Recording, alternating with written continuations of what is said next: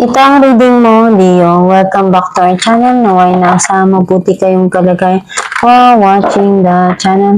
This is a general reading, kayo nang bahalang magpapalit ng situation nyo sa reading ko.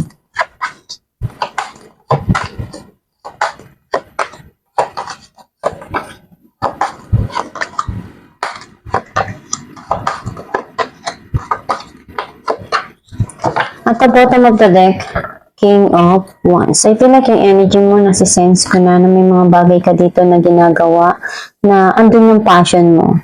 And gusto mong maabot yun dahil isa ito sa mga pangarap mo. And also, nakikita ko na very positive ka na ma-achieve mo yung mga goal mo.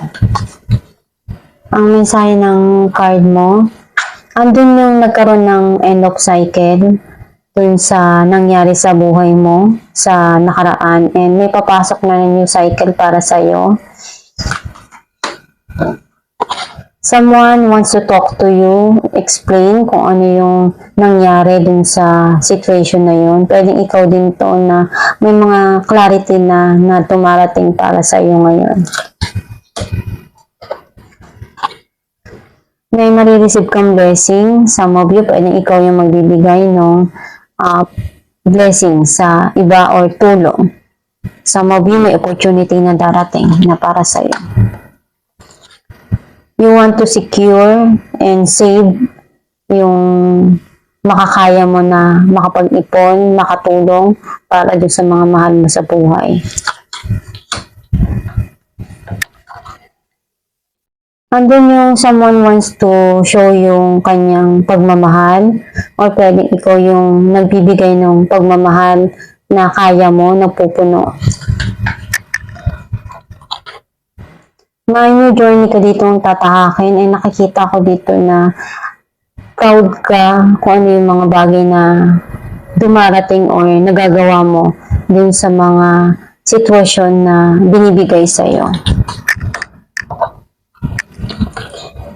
May mga binabalikan ka sa nakaraan na memories na nagpapasaya sa puso mo.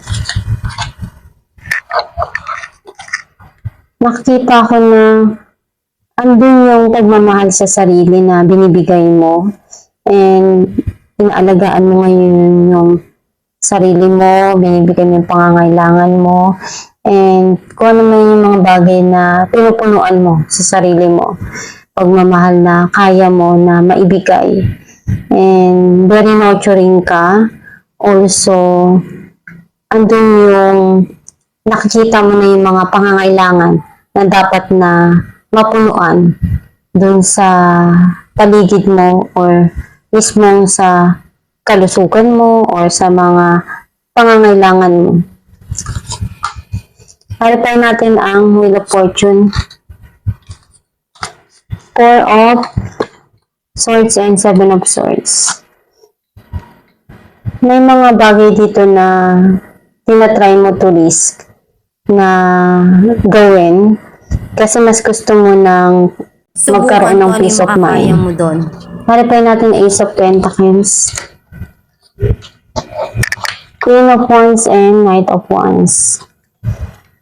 Nagiging okay na lahat yung mga dumarating sa'yo, and yung passion mo nandun pa rin. And also, some of you, nakikita ko na yung passion na iumpisahan nyo, yun yung magbibigay sa inyo ng blessing. Parapay natin ang Knight of Cups, Two of Pentacles and King of Pentacles.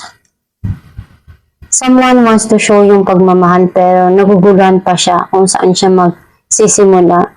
And may mga desisyon siyang kailangan gawin dito, or pwedeng ikaw din to. May mga desisyon kang kailangan na ayusin or pag-isipan ng mabuti pagdating sa financial.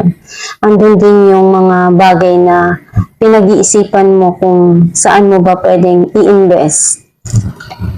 Clarify natin the Hermit, King of Wands and Page of Pentacles. Very passionate. May mga plano ka ditong gusto mong gawin, simulan. at pinag-iisipan mong mabuti. May mga naaalala ka lang sa nakaraan na memories na para sa'yo is mahalaga. Clarify natin ang King of Swords, Eight of Wands, and Four of Swords. May mensahe na parating, pwedeng clarity, some of you opportunity na darating na matagal mo nang pinagdarasal na makuha. And andun yung alam mo sa sarili mo na may mga bagay ka dito na gustong malaman at magkaroon ng clarity. Clarify natin ang Four of Pentacles, Nine of Cups, and Page of Cups. May mga Wish hakbang kang gagawin para makuha na mo yung nakikita ko na pangarap mo. magpapasaya para sa iyo Ibibigay kasi naman sa'yo kung andun ano you yung want to bagay secure na yung future hiniling mo, mo yung na mga mahal mo matagal sa na. buhay. Clarify natin ang the Fool, Nine of Wands, and King of Cups.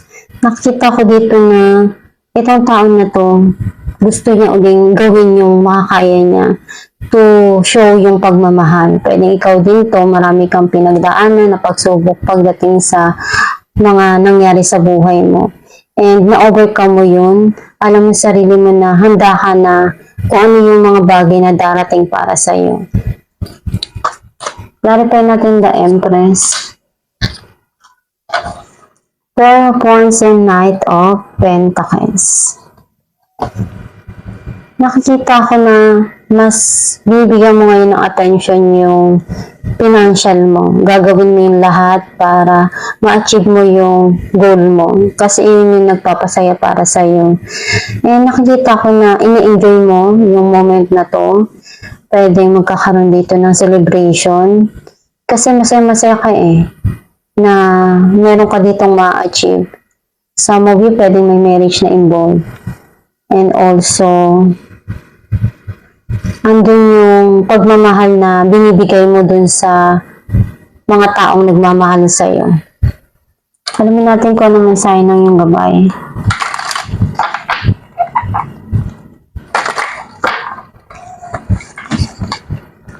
Relationship. Your primary relationship is with yourself and God, and every other relationship follows from them. To attract, heal, or balance a relationship, then snuggle more closely with your loving Creator. As you feel safe and loved within, so shall your other relationships bloom and prosper.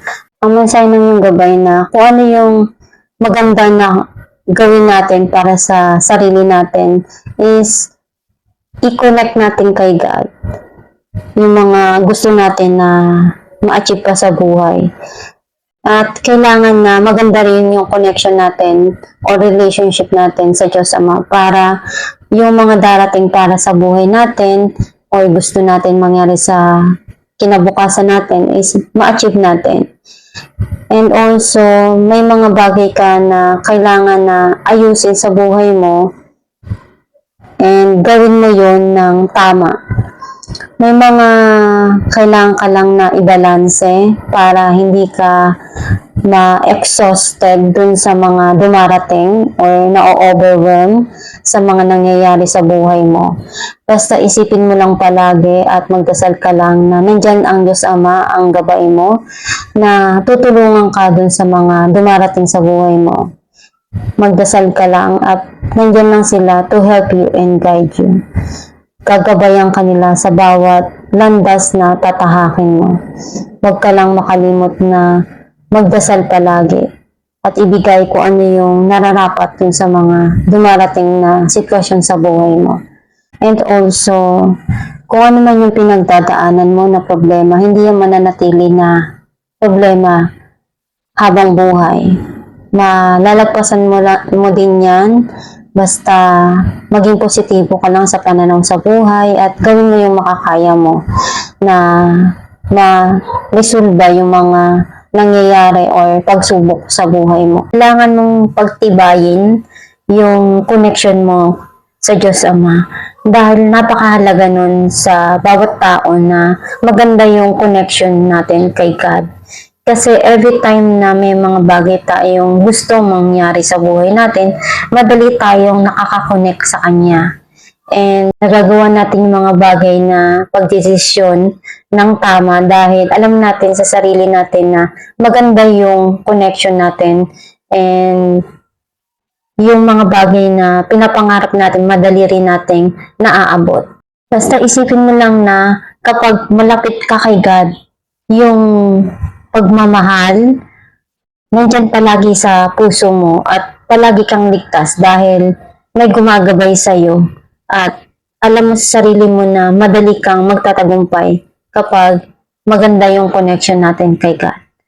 At itong yung reading niyo, kung nakaresonate ka, kindly comment down below. Thank you for watching.